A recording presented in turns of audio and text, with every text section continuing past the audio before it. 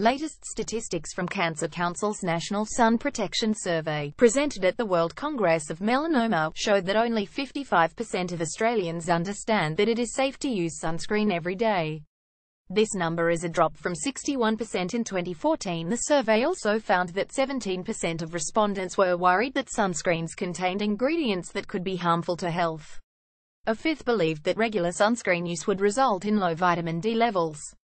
Craig Sinclair, Chair, Public Health Committee, Cancer Council Australia, says that he's very concerned that more Australians do not trust sunscreen, even though the evidence is stronger than ever that it is safe and effective and can reduce skin cancer risk. 2 in 3 Australians will be diagnosed with skin cancer in their lifetime.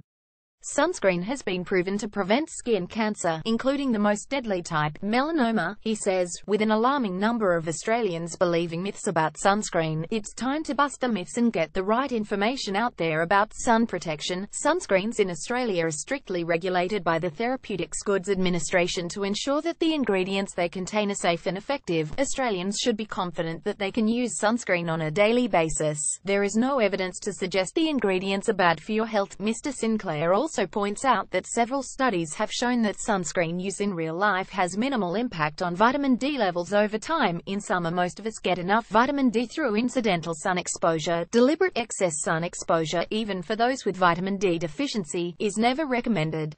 He says, the biggest concern when it comes to sunscreen is that Australians aren't applying it correctly and are getting sunburnt as a result. Other studies show that 85% of Australians don't apply enough sunscreen.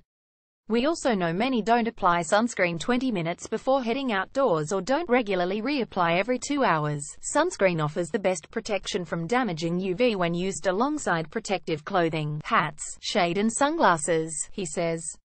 Many Australians don't have a realistic picture of how much sunscreen to use. Either he reminded consumers that when applying sunscreen they need at least 1 teaspoon per limb, 1 for the front of the body, 1 for the back, 1 for the head. A full body application should be around 35 milliliters, or 7 teaspoons.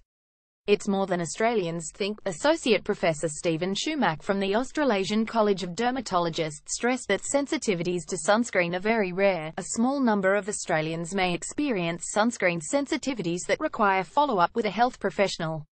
Young babies in particular have sensitive skin. That's why we don't generally recommend widespread use of sunscreen in the first 6 months of life. The primary forms of sun protection should always be protective clothing, hats, shade and sunglasses for babies and children of any age.